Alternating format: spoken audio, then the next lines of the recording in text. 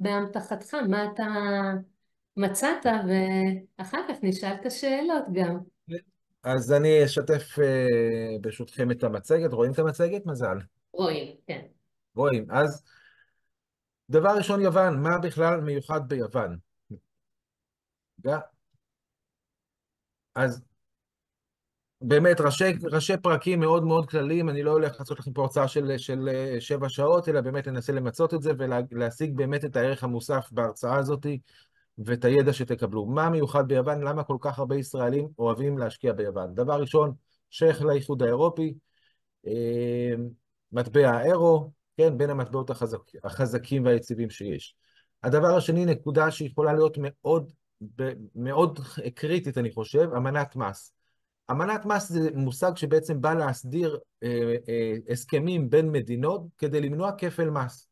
זה הבסיס, בשביל זה נבנו אמנות המס של ישראל מול מרבית, אני חושב, מדינות העולם. בכל אמנת מס צריכים לבדוק מה כתוב באמנה ומה היא מוכיחה. באמנת מס עם יוון זה אמנת מס מאוד מאוד ייחודית, שהיא אומרת שאנחנו משלמים את המס רק ביוון. כלומר, אני משקיע, שוב, אני אסייג ואומר, אני לא רואה חשבון ולא יועץ מס ואין לי את הדברים, אבל אפשר, מי שירצה, אני אשלח לו קישור לאמנת המס, והוא יכול לקרוא את הדברים האלה, שחור על גבי לבן, יכול לבדוק המון רואי חשבון שפרסמו את זה ברשת האינטרנט, על אמנת מס מול יוון, שמשלמים שם רק ביוון, לא משלמים בישראל. למה יש כזאת אמנת מיוחדת? אין לי שום מושג. למה דווקא ביוון בחרו לעשות כזאת אמנת מס? אין לי שום מושג.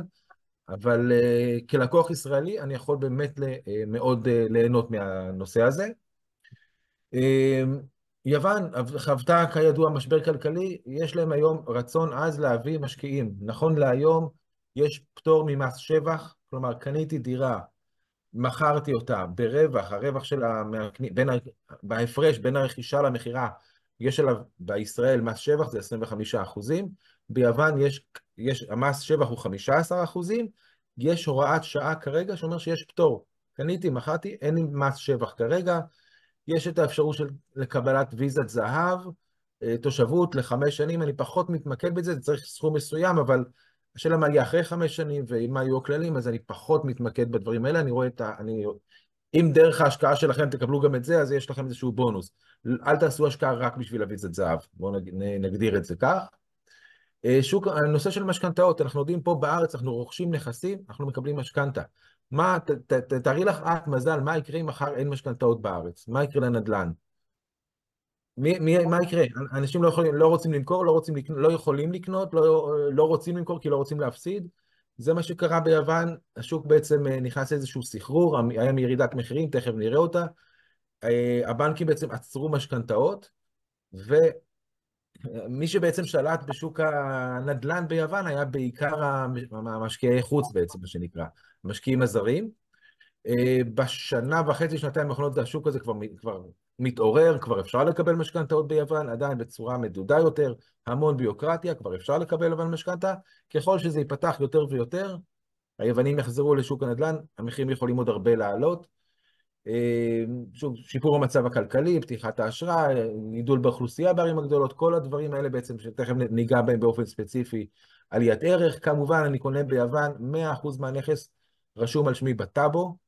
זה לא כמו בארץ שאני נכנס לאתר, משלם 17 שקלים ורואה את האתר, את הרישום על זה על שמי, אני צריך לפנות לעורך דין. ברוב יוון העורכי דין יכולים להיכנס למחשב שלהם ולראות את הרישום בטאבו. חלק מהמקומות ביוון, זה עדיין לא מיפו את הכל, העורך דין עדיין, נכון להיום, 2024, צריך ללכת פיזית למשרדי הטאבו להוציא את האישור. אבל זה תהליך שהם עושים אותו, כבר שנתיים עובדים על זה, זה לאט לאט זה מתחיל מהערים הגדולות, לאט לאט כל יוון תהיה מרושתת, אבל לא ברמה של אני כמשקיע, אלא ברמה של העורך דין שמייצג אותי, שהוא בעצם יכול להיכנס ולעשות את זה. וכמובן, מאוד נוח, אני הייתי בשבוע שעבר ביוון, שעתיים טיסה, את נמצאת ביוון, אותו מזג אוויר, אותו אקלים, אותו אפילו נוף דומה, אותו ים, ואנחנו נמצאים במקום זה. אז כמה נקודות ציון כלכליות על יוון. אז קודם כל, 2008 נקודה, כולנו זוכרים את המשבר הסאב-פריים, משבר האשראי העולמי, 2008 יוון נכנסה למשבר כלכלי חריף, 2010 היא הייתה צריכה תוכנית חילוץ, הבנקים היו בפני פשיטת רגל. האיחוד האירופי בעצם הזרים 300 מיליארד אירו, כמובן הוא לא סתם הזרים, אלא הוא נתן תנאים איך אנחנו מזרימים, מה אתם צריכים לעשות, איזה תוכניות התייעלות, איזה תוכניות קיצוצים, באמת לשפר את הכלכלה היוונית, ואנחנו רואים ב-2022 הוכרזה כמדינה בעלת שיעור הגידול הכלכלי הגבוה ביותר. אם אני מסתכל על מחירי הנדל"ן, שזה תחום שאליו באנו, אז אנחנו רואים מ-2008 ממש התרסקות במחירי הנדל"ן, כמובן שבנק שרואה את המחירים יורדים, הוא יודע שאם הוא ייתן משכנתה, השיעבוד שלו כבר שווה פחות ממה שהוא נתן, אז הוא נמצא פה בסיכון, לכן היה להם בעיות לתת את המשכנתאות. 2016-2019 די עצירה במחירי הנדל"ן, שוב, זה גרף כללי, זה לא משהו ספציפי, ומאז עליית מחירים, כלומר מי שקנה ב-2016-2019 עשה פה רווחים יפים מאוד, אבל הוא קנה במצב כלכלי מאוד מאוד בעייתי, הוא לקח סיכון מאוד מאוד גדול, אני לא הייתי קונה, גם היום שאני רואה את הגרף, אני כנה עם עצמי, לא הייתי קונה בשנים האלה. היום כשאני רואה שכבר יש שנה אחרי שנה של שיפור במחירים, של שיפור בכלכלה היוונית, אז אני כבר מרגיש אחרת. אבטלה ביוון, עוד סתם נתון כלכלי, אני לא אלאה אתכם בכל הנתונים, אנחנו מדברים על 9.4%. אם אני מסתכל על ישראל, זו אבטלה מאוד גבוהה. אם אני מסתכל על יוון, זו האבטלה הכי נמוכה ב-15 שנה האחרונים. אז צריך באמת להבין על מה אנחנו מדברים. שוב, יש עוד נתונים כלכליים, אני לא אספיק. אנחנו ישראלים זה לא היחידים שבאים וקונים ביוון, באים מכל העולם, הרוסים, הסינים, יש מספיק נכסים שרוכשים פה ביוון. זה, רציתי לתת ככה איזשהו בריף קטן למה יוון, מה מעניין ביוון, ועכשיו בואו נצלול על העיר סלוניקי. אז זה תמונות שאני צילמתי בשבוע שעבר שהייתי שם, עיר נמל. בעצם אם אני יגדיר טיפה איך באופן מאוד כללי, איך העיר, אז יש בעצם את הטיילת בעצם, שהיא מהנמל בעצם, זאת אומרת מהעיר יורדים, רואים את הנמל, הנמל ממש בתוך העיר, מהנמל יש טיילת מאוד יפה, במרכזה יש את המגדל הלבן, שאתם יכולים לראות פה מצד ימין, וממשיכים את הטיילת, יש פה את המטריות האלה, לא הבנתי את המטרה שלהם, משהו ליופי כנראה, מי שרואה בזה, והטיילת ממשיכה, סך הכל טיילת של איזה 4.5 קילומטרים, משהו כזה. זה המקום המרכזי, המון יוונים ותיירים נמצאים, במיוחד בשעות אחר הצהריים, בשעות הנעימות, נמצאים בטיילת, מטיילים שם, סוחרים אופניים, סוחרים, המון המון אנשים שנמצאים בטיילת. מהטיילת בעצם, אם אני לוקח רחוב מקביל לטיילת, זה רחוב ציבוסקי, כלומר, מרחוב ציבוסקי עד הים, זה היה האזור המרכזי של יוון. שם כל המסעדות והברים והפאבים והטברנות כמובן, זה האזור המרכזי שהיה שם ביוון. שוב, כמובן, עם השנים האזור מתרחב, והיום כבר יש את רחוב אגנטיה, שזה הרחוב המקביל עוד יותר אליו, שכבר ממנו זה נחשב המרכז. יש שם את אזור ללדיקה, ומי שמכיר, מי שהיה, זה המרכז של העיר. שם הנכסים יחסית יקרים, התשואה יחסית נמוכה, זה המרכז. יתרונות, אתה נמצא במרכז, חסרונות, אתה נמצא ברעש. כלומר, Airbnb שבאים ללילה או שתיים, זה יכול להיות מצוין. מי שרוצה לגור שם, לא לכל אחד זה מתאים. לאט לאט מתרחבים כבר הנכסים שרוכשים אותם, והולכים כבר למקומות טיפה יותר מרוחקים, שעדיין אפשר להשיג מחירים יותר זולים. לדוגמה, הייתי בשבוע שעבר, ראיתי דירה שרכשו אותה לפני שנתיים ב-85,000 אירו. כלומר, לפני 3 שנים רכשו את זה בבנייה, לפני שנתיים קיבלו את הדירה ב-85,000 אירו, היום היא מוצעת למחירה ב-120,000 אירו. כלומר, עלייה מאוד מאוד גדולה שהייתה, שוב, באזור הזה, זה אזור שצמוד קרוב יותר לאגנטיה, זאת אומרת, זה לא במרכז, אבל בקו ראשון בהמשך לשם, וצריך לראות איך אנחנו עושים. אם אני אקח מזרחה מהעיר, יש שם אחרי הנמל, יש שם אזור של מוזיאונים, מוקם שם מוזיאון השואה הכי גדול בעולם, יש שם קניון גדול, וואן סלוניקה. אם אני אקח הצד השני מזרחה לכיוון שדה התעופה, אז כמובן יש שם האוניברסיטאות שתכף נדבר עליהן, יש שם פארק הייטק שמקימים אותו, תכף נדבר על כל המקומות האלה. מפה, מי שמכיר או לא מכיר את יוון, אתונה, עיר הבירה, העיר הגדולה ביוון נמצאת פה בצפון יוון, בדרום יוון, סליחה, סלוניקי בצפון יוון, העיר השנייה בגודלה ביוון, יש פה, אם אתם רואים את הלשונות שהולכים לתוך הים, אזור חלדקדקי, אזור תיירות, נופש, חופים, ים טורקיז, אזור מקסים פה. זה נקודת מוצא לכל האזור הזה, ואנחנו פה העיר הגדולה, וגם כמובן חיבור ישיר של יוון לכל מדינות הבלקן, דרך סלוניקי. אז בואו נדבר מי זאת סלוניקי בכלל, למה אני התמקדתי, מה אני מצאתי בסלוניקי כעיר מעניינת להשקעה.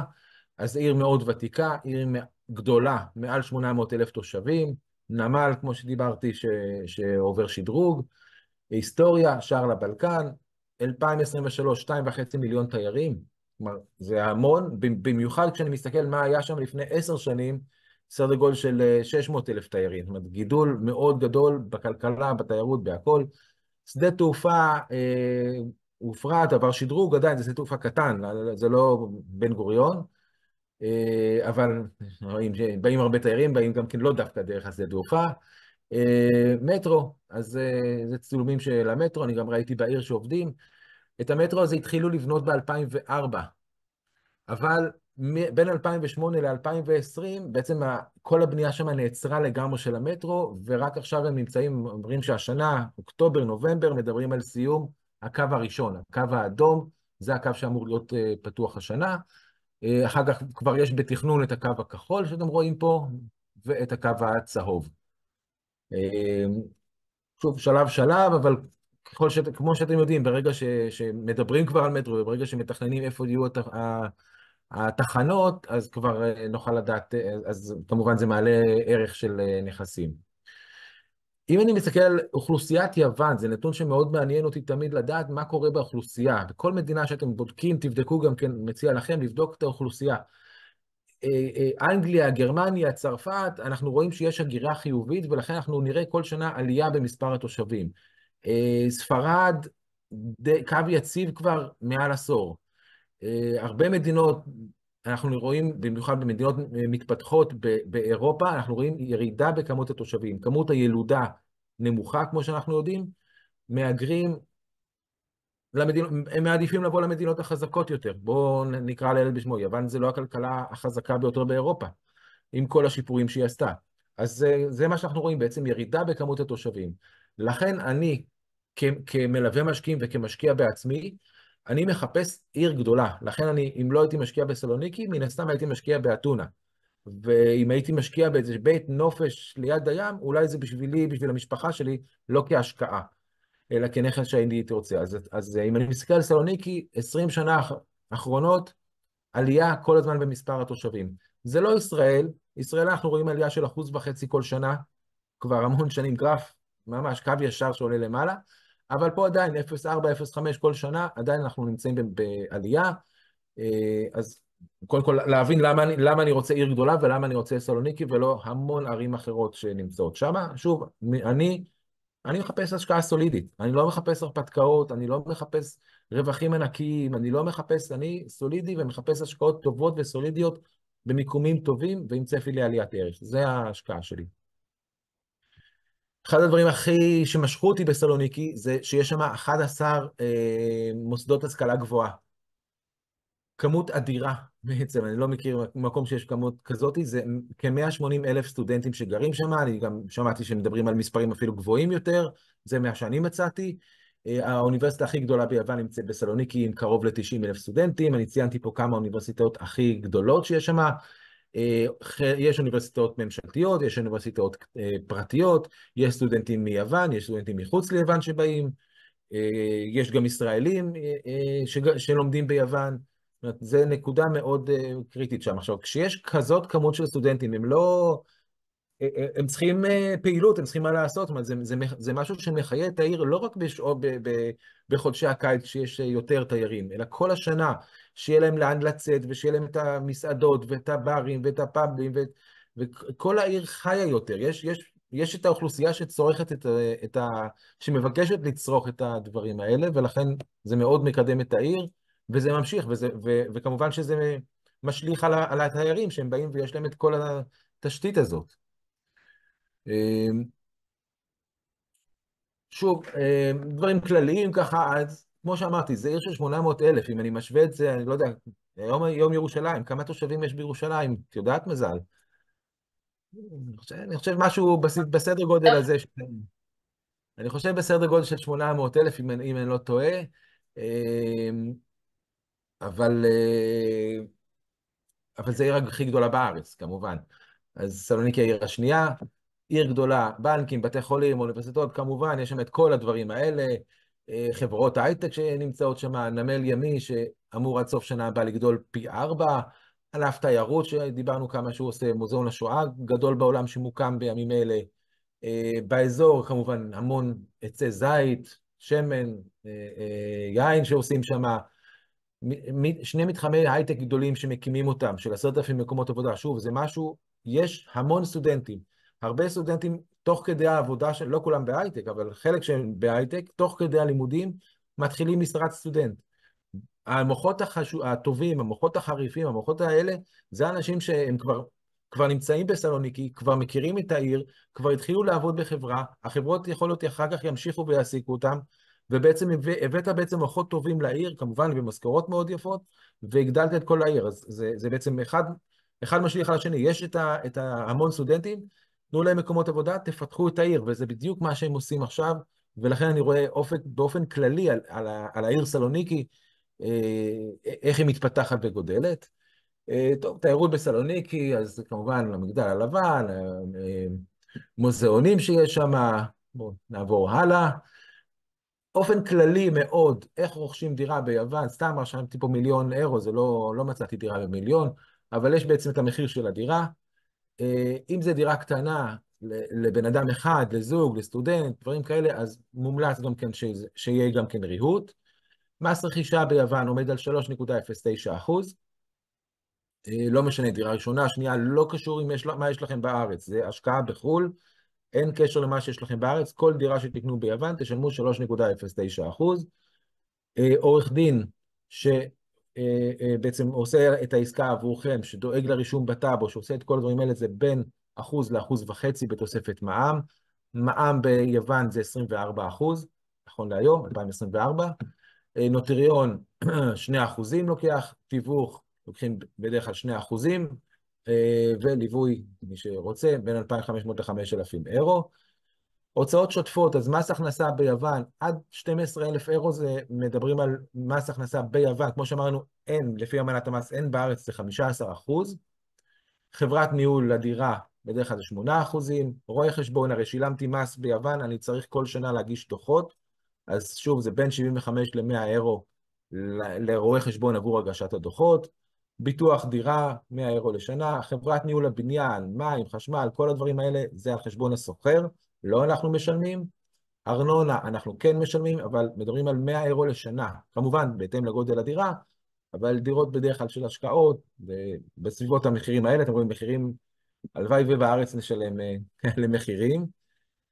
ומס שבח, מה שאמרתי בהתחלה, אז המס שבח בחוק ביוון הוא 15%, ונכון להיום יש הוראת שעה, פטור מלא ממס שבח. טוב, אני אדלג פה. מה אני בעצם, מה התפקיד שלי בכל הסיפור הזה? אז כמו שראיתם, על קצה המזלג, מחקר קטן שעשיתי, זאת אומרת, קצה המזלג יראה לכם דברים על מחקרים שאני בעצם עושה. אני בעצם בודק איתי את העיר, את האזור, את הדברים, אני אחר כך בודק את היזם, ברגע שיש פרויקט, אז אני בודק מי היזם, מה הוא בנה, כמה ניסיון יש לו, לדבר עם לקוחות שלו, איחורים, מחירים, איכויות, כל הדברים האלה בבדיקה מקיפה. אני בודק את הפרויקט שהוא עשה, יכול להיות יזם מצוין, בפרויקט אחד אני אגיד כדאי, בפרויקט אחר אני אגיד, אני פחות ממליץ עליו. בגלל כל מיני סיבות, אני לא רץ עם יזם, לא חייב ליזם, אני לא מייצג את היזם. אני מלווה משקיעים, אני בעצם מייצג את המשקיעים, אני העיניים של המשקיעים ביוון. אני נמצא בשטח, אני שולח עדכונים, דירה מוכנה, לטוס לשם, לצלם סרטון, כל הדברים האלה, בעצם אני מוריד את זה מהלקוחות, מהראש, את כל הנושא הזה, אני איתם, יש חברת ניהול, החברה לא עובדת כמו שצריך, רוצים להחליף חברת ניהול, אני אתן לכם כמה אופציות לחברות ניהול אחרות. רוצים למכור את הנכס, אופציות לכמה מתווכים שונים שימכרו את הנכס. כל בעלי המקצוע, עורך דין, מה שצריך בעצם, אני יצרתי קשרים, רשת של קשרים שמה, וכמובן, כמו זה דורש גם כן, כמובן, את הזמן שלי ואת הטיסות ואת כל הדברים האלה, שאני בעצם עושה את זה בשבילכם. כמובן, אם הייתי עושה את זה רק לעצמי על דירה אחת, זה לא היה לי כלכלי, אבל כמובן שאני עושה את זה להרבה לקוחות, אז זה יוצא כלכלי. כמובן, ממליץ לכל אחד לטוס, לבוא, לראות בעיניים, זה תמיד טוב. לא שזה, זה לא, זה לא שאם אני שם אז לא תעשו כלום, אבל אפשר לעשות. רוב הלקוחות שלי לא היו ולא ביקרו, אבל אני תמיד ממליץ. אז נעבור לחלק השלישי בעצם של ההרצאה שלי פה. כרגע אני רוצה לדבר על פרויקט ספציפי. אז דבר ראשון, אני בדקתי את היזם, בדקתי שהיזם הזה כבר עשה כבר מעל 30 פרויקטים דומים. מה זה פרויקטים דומים? ביוון, מאז 2008, בעצם יש מעט מאוד יזמים שבונים מאפס, יסודות והכל, כמו שאנחנו רואים, בתים חדשים, מעט מאוד בנייה חדשה. יש מחסור. איך הם מפצים על המחסור הזה? הם בעצם עושים שינוי ייעוד. בניין שהיה פעם בקצה העיר ופתאום היום הוא נהיה במרכז העיר, בניין משרדים, הופך להיות ממשרדים למגורים. כמו שאמרתי, פארק ההייטק שמקימים, 10,000 מקומות עבודה, זה בין העיר לבין נמל התעופה. היום זה מחוץ לעיר.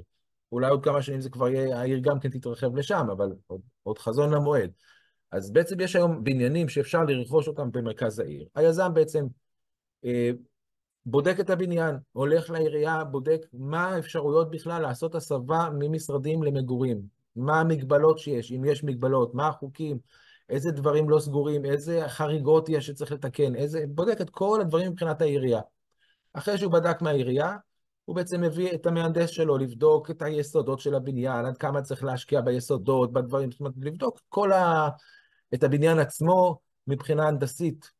גם כן, אם הוא רוצה להתקדם בבניין הזה, או שיש פה בעיות שיעלו לו מחירים גבוהים מדי וזה לא יהיה כדאי. לאחר מכן, האדריכל של היזם בא לבדוק מה אפשר לבדוק, מה אפשר לבנות, כמה דירות אפשר, באיזה גדלים, לבדוק את כל הדברים האלה, תרשים ראשוני כמובן. שלב הבא, להביא קבלן לביצוע, שייתן הצעת מחיר, כמה זה יעלה. בסופו של דבר, היזם עושה בעצם שקלול של כל הדברים ביחד, ובודק אם אני יכול, יעלה לי לעשות את הדירה הזאת 150,000 אירו, ואני אזכיר אותה באזור הזה ב-500 אירו, כנראה זה לא כדאי, כנראה אלה לקוחות שאני בא כמשקיעים, לא ירצו את זה. אם יעלה לי אבל מחיר נמוך יותר, ואני יכול לעמוד בו, והשכירויות תהיה כזו וכזאת, אז זה כבר מתחיל להיות הגיוני. כמובן, אני מסתכל על האזור, איזה אזור מתפתח. כמו שאמרתי בתחילת הדברים, נדל"ן זה גם השכירות, וזה גם עליית הערך. אז צריך לבדוק את כל הדברים האלה. אז בעצם אני בדקתי פה יזם שבאמת עושה את זה ויודע לעשות את זה מעל 30 פרויקטים. בעצם איפה זה נמצא? באים ליזם, היזם מצא את הבניין, החליט לבנות, לעשות את הפרויקט הזה, שילם מקדמה. כלומר, זה לא יכול להיות שפתאום מישהו אחר יקנה את הבניין, הוא כבר שילם מקדמה גבוהה לבעל הבניין, שהוא רוצה לקנות את זה, וכרגע עשה את התוכניות ההנדסיות, האדריכליות, וכרגע הוא משווק את הדירות. מי שרוצה לקנות דירה, נכנס, משלם, בוחר דירה, חותם על החוזים, משלם 2,000 אירו דמי שריון, זה הכל. אין עדיין תשלום.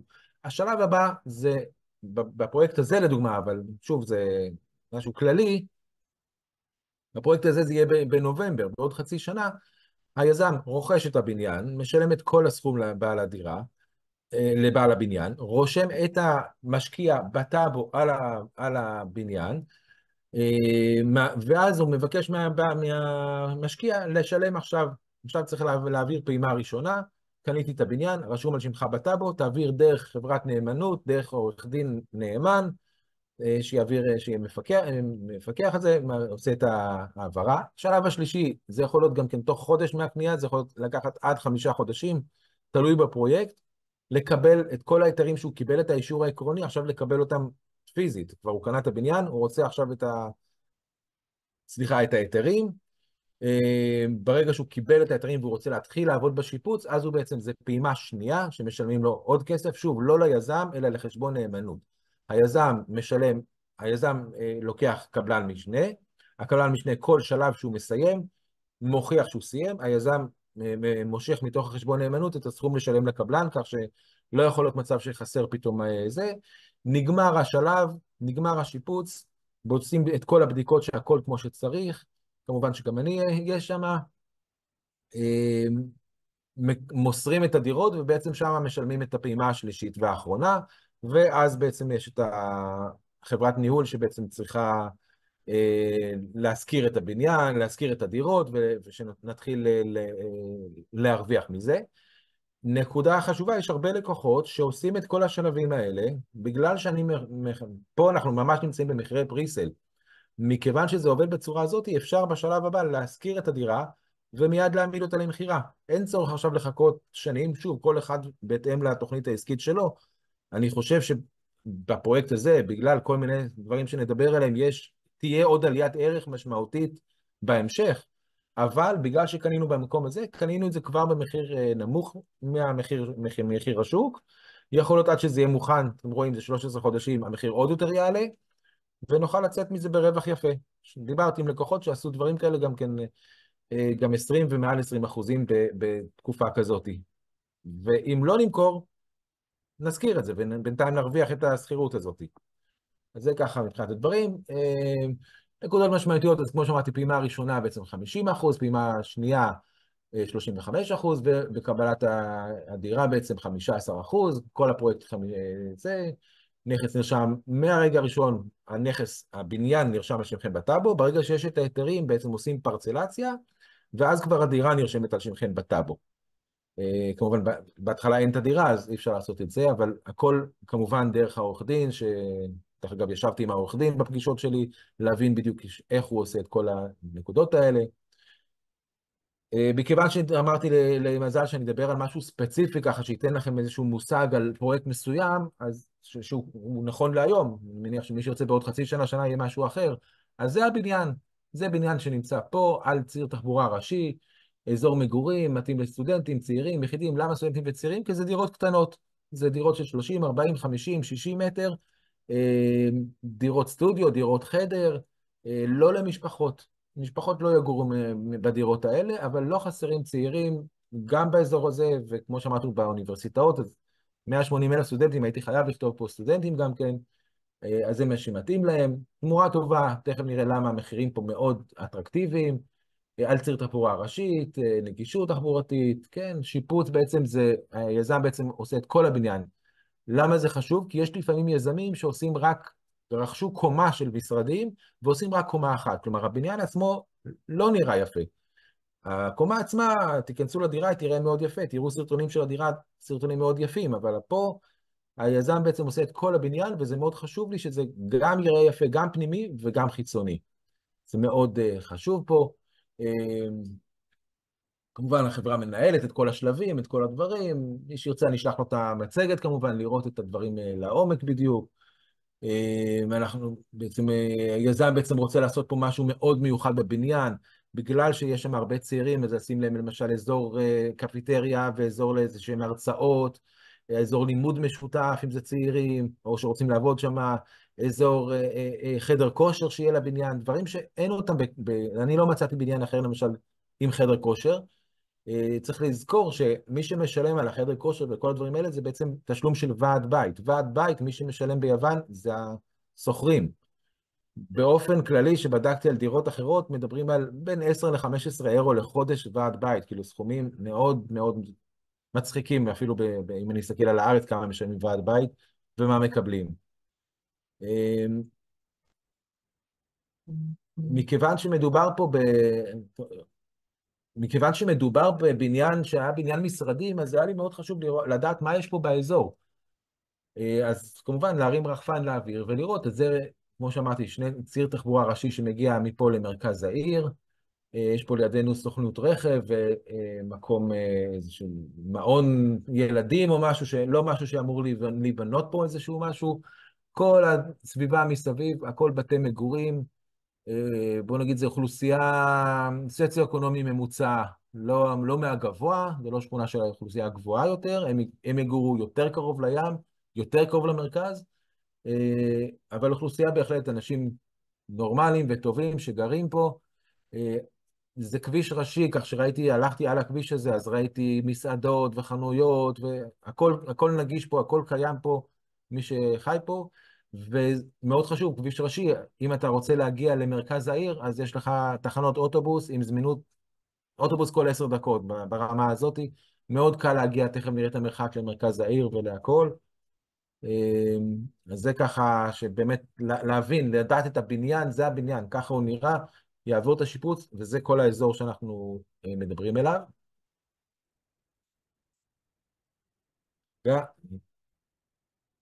אוויר. הזכרתי לכם את המטרו שעושים, אז בעצם יש תחנה, שזאת התחנה שלפי התוכניות, כן, שאנחנו, מה שאפשר לקרוא ולראות, זאת תחנה שנמצאת ממש צמוד לבניין שלנו, 150 מטר מהבניין שלנו, שאתם יודעים איך הקמה של תחנה יכולה לשדרג מחירים ועלויות ונגישות. אז אם אנחנו מסתכלים פה בכלל על העיר, אתם רואים פה אזור הים, זה האזור הכי תיירותי, הקו האדום עומד באמת על הגבול של ממנו, זה האזור המרכז העיר. אנחנו נמצאים פה מספר תחנות מועט, הנה 3 תחנות בעצם ממרכז העיר, תכף נראה את זה במפה. טוב, תכף נראה את זה במפה בהמשך. נקודה מאוד חשובה, זאת אומרת, בעצם למה אני חושב שהערך של הדירות באזור הזה יעלה, מעבר למה שאני רואה שקורה ביוון ובסלוניקי ובכל הדברים האלה, אני מסתכל על 2 דברים חשובים באזור. דבר ראשון זה תחנת מטרו, דבר שני, פארק. פארק ענק, אני אנסה, נראה אם אתם רואים את זה.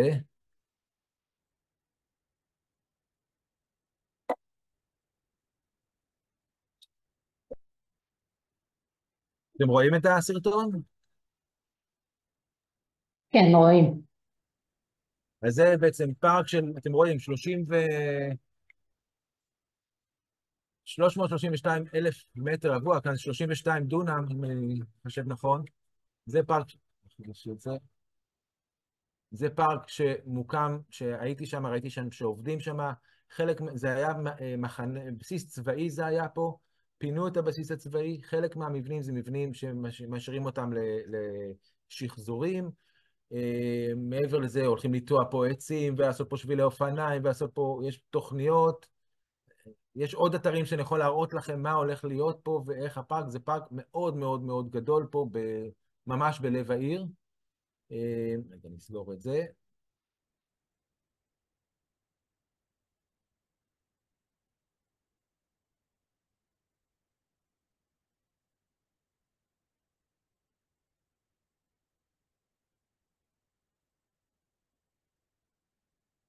אופס, רגע, אני אחזור, ברכה לי המצגת.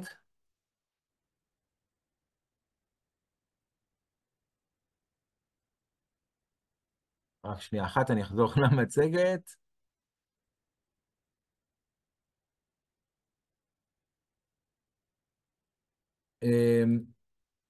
אני אפתח אותה שוב.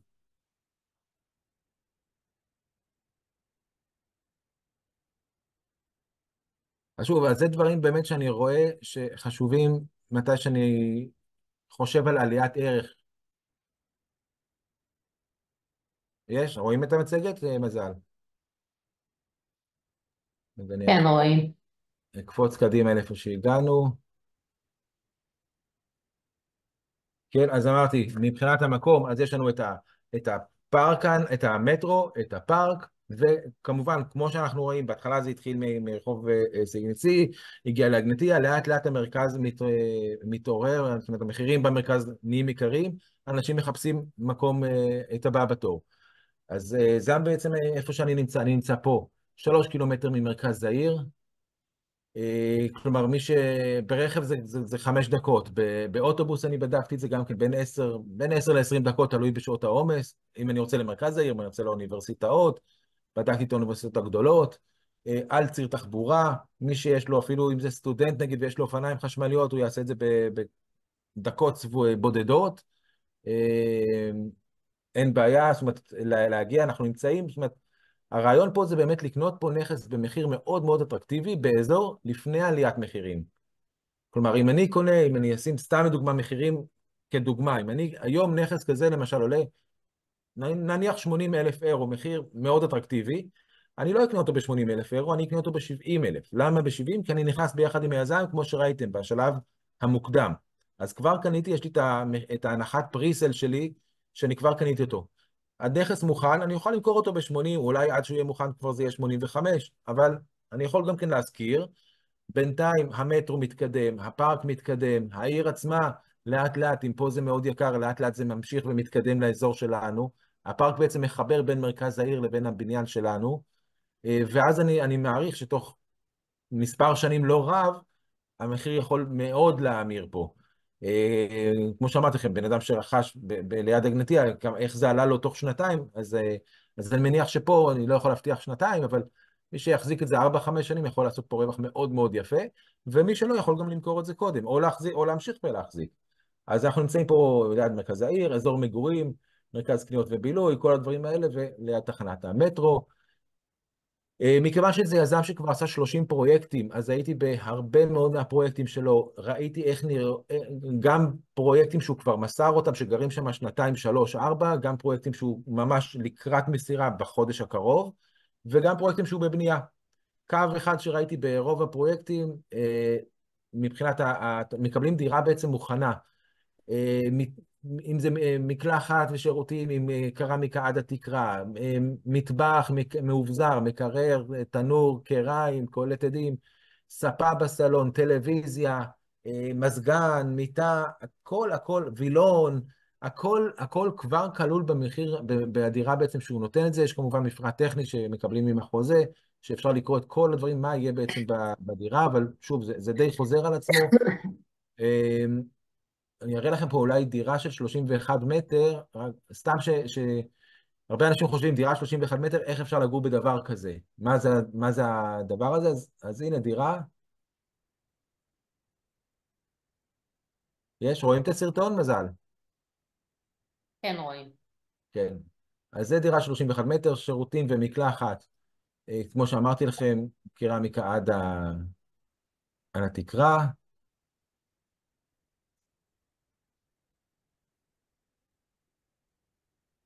פינת ישיבה, סלון, שבסלון, אה, כן, מטבח, כמו שאמרתי, מאובזר עם הכל.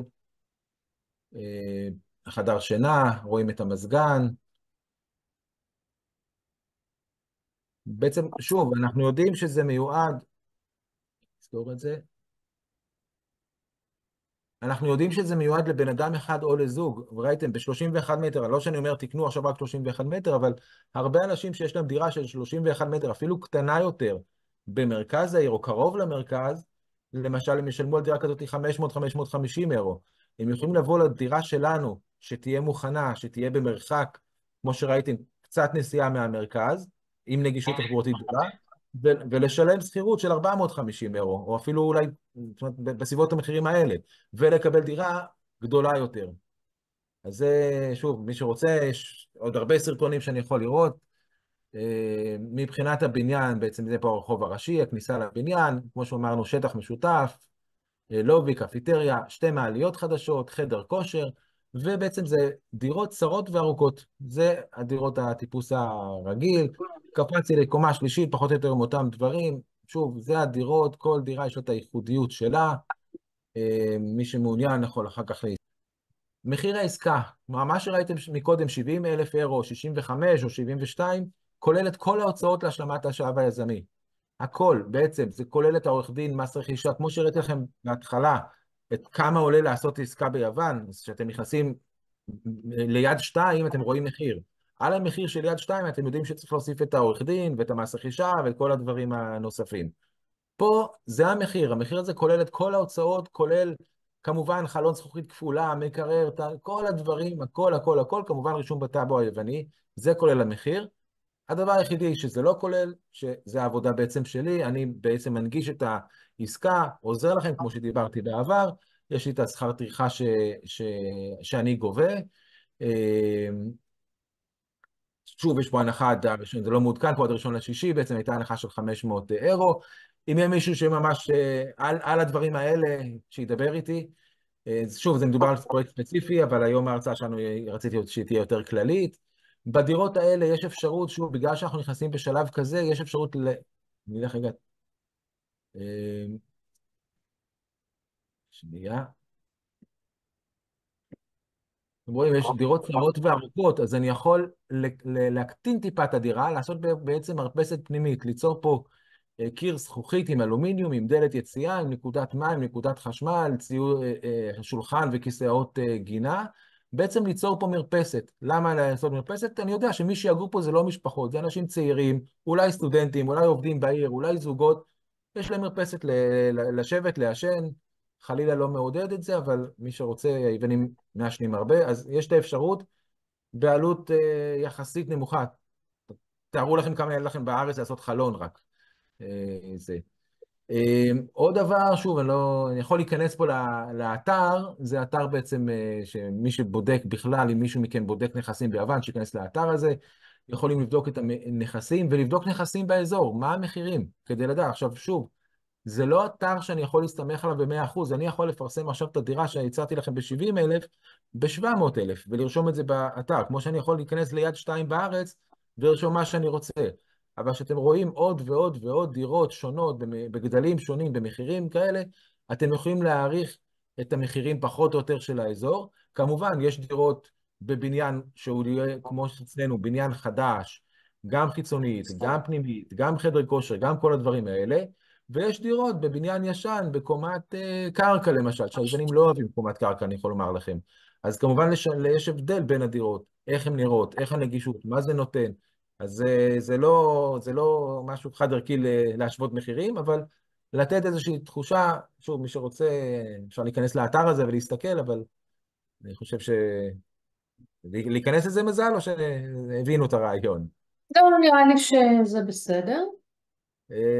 זהו, זה מה אני שרציתי להביא רוצה, לכם היום, כן, ותמיד, תמיד, החלטות של היום, הצלחות של מחר, אה, זה תמיד נכון להחליט את זה, לעשות את זה, להשקיע, כמובן להשקיע מה שמתאים לכם, להשקיע בהשקעה שאתם ישנים טוב בלילה איתה, אם ההשקעה אתם לא ישנים טוב, אז זה לא השקעה שמתאימה לכם, אבל לא להשקיע זה ההשקעה הכי גרועה, זה החלטה, אבל זו החלטה לא טובה, זה בטוח הכסף בטוח יישחק ואתם בסופו של דבר תפסידו. כן, ובעיה עם שוכרים. אז לעשות את תודה. הטיפולים, כן, מקווה שהבהרתי. לגמרי, לגמרי. תודה. אני רואה שיש כאן שניים שמצביעים.